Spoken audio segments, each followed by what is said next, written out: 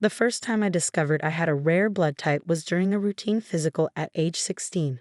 The nurse had seemed excited, telling me I had AB negative blood, something only found in about 1% of the population. "You could be a very important donor someday," she'd said cheerfully while putting a special sticker on my chart. The second time my blood type came up was 20 years later, as I lay in a hospital bed listening to my doctor explain why my kidneys were failing. "The good news is you're a candidate for transplant," Dr. Rivera said, her kind eyes meeting mine over her clipboard. "The challenging part will be finding a match, given your blood type.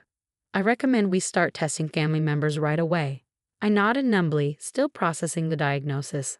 Aita nephropathy. My immune system had been quietly attacking my kidneys for years, and now they were giving up. Without a transplant, I was looking at a lifetime of dialysis. "I'll talk to my family," I promised, though something in my stomach tightened at the thought.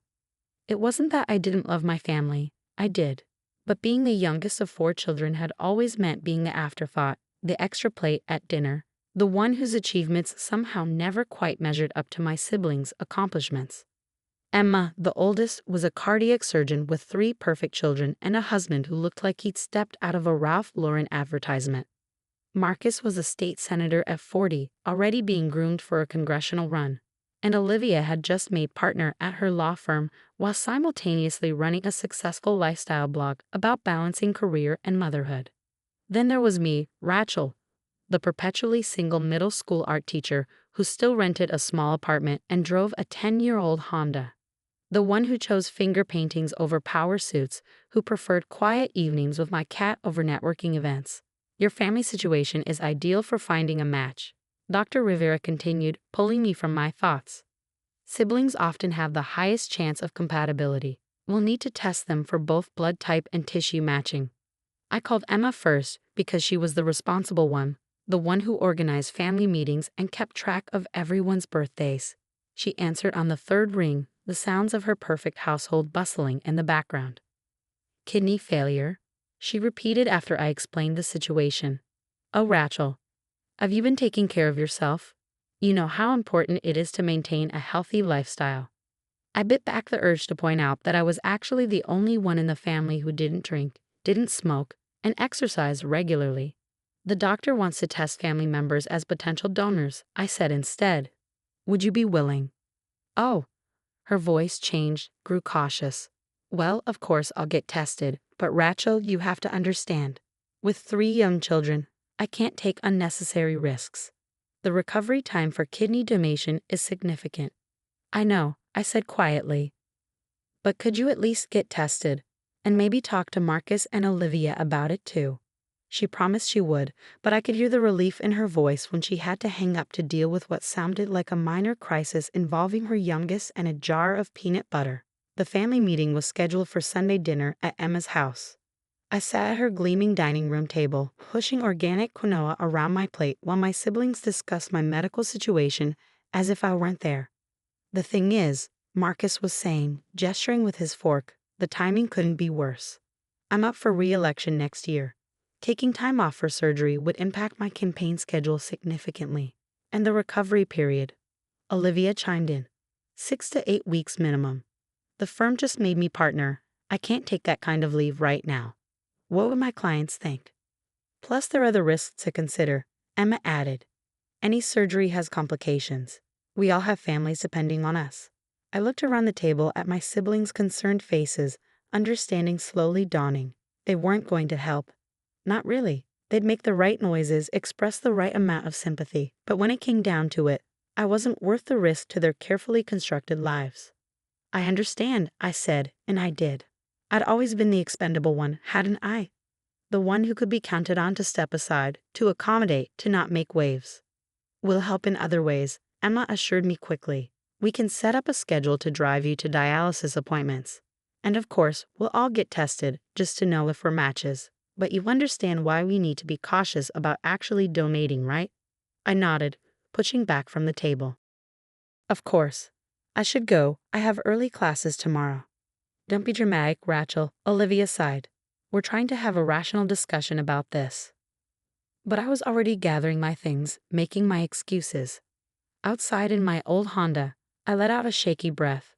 I'd known, somehow, that this would be their response, known it in my bones even as I'd hoped to be proven wrong. The next few weeks were a blur of medical appointments and paperwork. I started dialysis 3 times a week, scheduling it around my teaching hours so my students wouldn't be affected.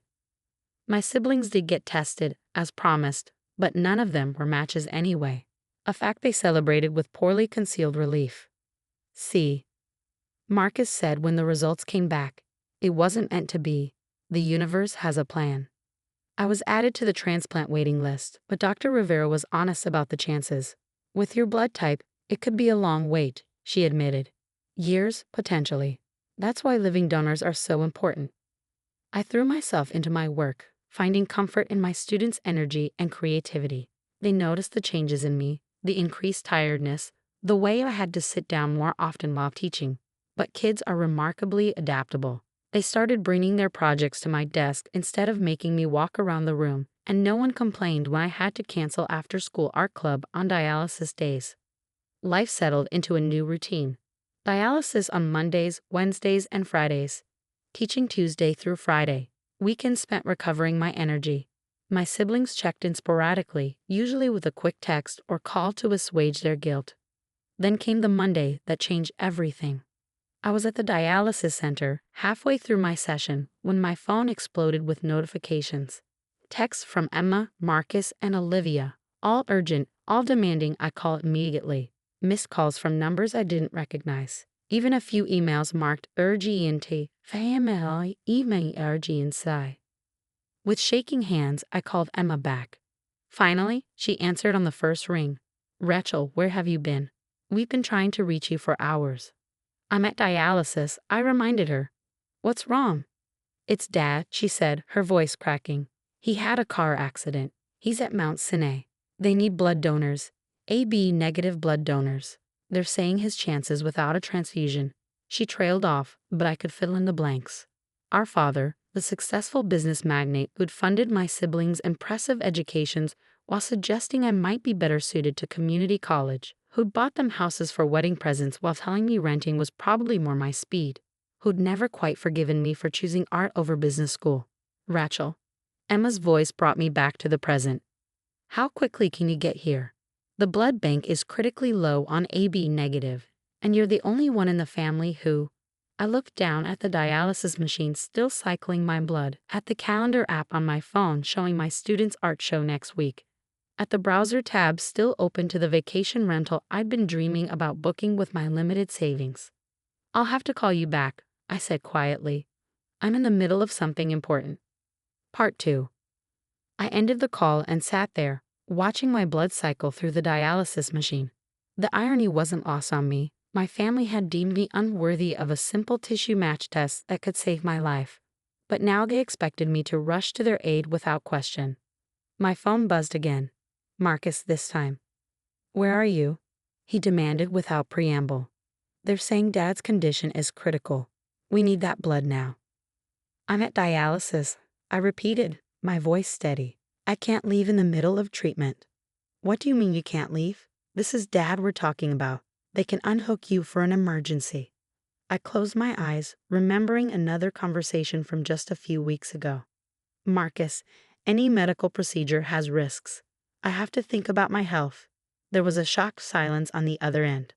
Are you throwing our words back at us? Now, when Dad could die? I'm being rational, I said, using Olivia's favorite phrase. Making a careful decision about my medical choices. Isn't that what you all wanted me to do? The rage in his voice was palpable. This is completely different, and you know it. Dad needs help now. And I needed help 3 months ago, I replied calmly. But you all had more important things to consider. Your campaigns, your law firms, your perfect families. That was different. A kidney donation is major surgery. This is just blood. For someone on dialysis, nothing involving blood is just anything, I explained, though I knew he wasn't really listening. My body is already stressed. Any additional procedure carries risks. I can't believe you're being so selfish. He was shouting now. After everything Dad has done for you. What exactly has he done for me, Marcus? I cut in. Pay for your law school while telling me art wasn't a real career. Bought Emma a house while suggesting I wasn't responsible enough to own property? Or maybe you mean all those family dinners where he compared my teaching salary to your congressional aspirations? The silence stretched between us. In the background, I could hear the familiar beeping of hospital machines, voices raised in urgency. Finally, Marcus spoke again, his voice low and dangerous. If you don't help and something happens to Dad, don't ever expect to be welcome in this family again. I looked around the dialysis center, at the other patients dozing in their recliners, at the nurses efficiently moving between stations, at my own reflection in the window. The same face that had always looked back at me, forever seeking approval I was never going to get. I think we established where I stood in this family 3 months ago, I said softly, and hung up. Over the next 2 hours, as my treatment finished, the messages poured in. Olivia sent a long, lawyer-like text explaining how I could be held legally and morally responsible if I refused to help. Emma alternated between guilt trips about family duty and promises that things would be different if I just came through this one time.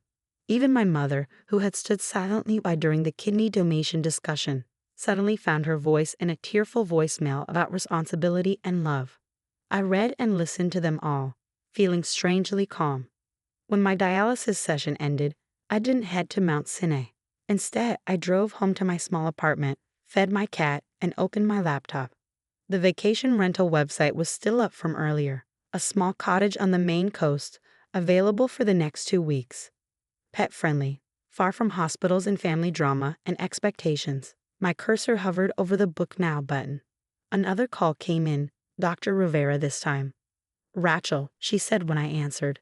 "I've been contacted by the team at Mount Sinai about your father. I want you to know that as your doctor, I cannot recommend you donate blood in your current condition. The risk of complications." "I understand," I said, feeling the last weight lift from my shoulders. "I've already decided not to." "Good," she said firmly. "I'll communicate that to their team. And Rachel? You don't owe anyone an explanation for protecting your health. Not even family." After we hung up, I booked the cottage. Then I wrote 2 emails. The first was to my principal, requesting emergency personal leave for 2 weeks. The second was to my family. I will not be available to donate blood or for any other medical procedures. Dr. Rivera has confirmed that it would be inadvisable in my current condition. I'm sure you'll understand. After all, we must all make careful choices about medical risks. I'll be away for the next 2 weeks. Please don't try to contact me. Rachel. I packed a bag, gathered my cat's supplies, and loaded everything into my Honda. As I drove north, away from the city and the hospital and the weight of family expectations, my phone continued to buzz with messages. I turned it off. 2 weeks later, I returned to find my father had survived. They'd located another AB negative donor through a regional blood bank. He was recovering slowly but steadily. I also found my position in the family had shifted irrevocably. No more guilt-laden invitations to Sunday dinner. No more passive-aggressive texts about my life choices. No more obligations disguised as family duty. I was, for all intents and purposes, cast out. It should have hurt more than it did. Instead, I felt lighter. I threw myself into my teaching with renewed energy. I started painting again, something I hadn't done since college. I joined a support group for kidney patients and made real friends who understood both the medical and emotional challenges I faced. 6 months after the blood transfusion incident, I received a letter from an unexpected source. My father's secretary, Janet, who had worked for him for 30 years. "Dear Rachel," it began, "your father would never tell you this himself, but I thought you should know. The night you refused to donate blood, after they found another donor and the immediate crisis had passed, he said something I've never heard him say before. He said, she finally stood up for herself. Maybe I was wrong about her all along. He'll never admit it, but I think he respects you now more than he ever did when you were trying to please him. I thought you should know that." I folded the letter carefully and placed it in my art supply box, next to the sketches I'd done at the cottage in Maine. Then I went back to working on my latest painting, a self-portrait surrounded by swirling patterns of red and blue like blood and water intertwined. The following week, I received another call from Dr. Rivera. "We found a potential kidney match," she said, her voice bright with excitement.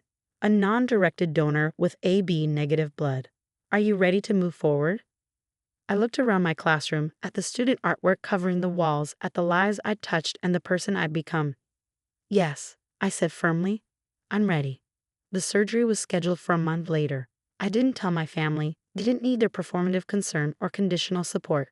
Instead, my friends from the support group organized a schedule to help with my recovery. My students made me a giant get well card. The other teachers at my school arranged to cover my classes. The night before the surgery, as I was packing my hospital bag, I received a text from Emma. Heard about your transplant from Janet. Family should be there for this. I thought about it for a long moment before replying. I agree, and mine will be all the family I need. Then I turned off my phone, zipped up my bag, and went to bed, ready to face whatever came next on my own terms. The transplant was successful. During my recovery, I learned that my donor was a woman named Grace who had lost her daughter to kidney disease years ago. She donated in her daughter's memory, wanting to give someone else a second chance. I believe we're all connected, she told me when we finally met, 6 months after the surgery. Not by blood, but by the choices we make and the love we choose to give. I thought about my father's respect, earned not through compliance but through standing my ground. About my siblings' shocked realization that their perfect family narrative had crumbled in the face of their own hypocrisy. About the true meaning of family, not the one you're born into, but the one you build through trust and mutual support. A year after the transplant, I held an art show at my school. The centerpiece was my self-portrait, now finished. A woman emerging from swirls of red and blue, standing tall, standing alone, but surrounded by light. Emma came to the show. She stood before the painting for a long time, then turned to me with tears in her eyes.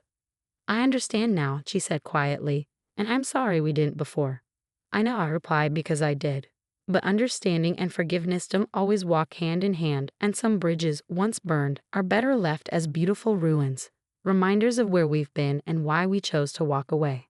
I still get Christmas cards from my family, formal things with photos of my nieces and nephews I barely know. I send polite thank you notes in return. Sometimes I hear updates through Janet. Dad's business is doing well. Marcus made it to Congress. Olivia had another baby. But my real family, they're the students who make me laugh every day. The friends who held my hand through dialysis and recovery. The woman who gave me a kidney without ever knowing my name.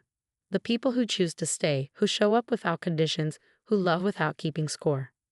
And me, the person I became when I finally stopped trying to be the person my family wanted and started being the person I needed to be. My blood type might be rare, but self-respect? That's the rarest gift of all. And sometimes you have to lose a family to find yourself. The end.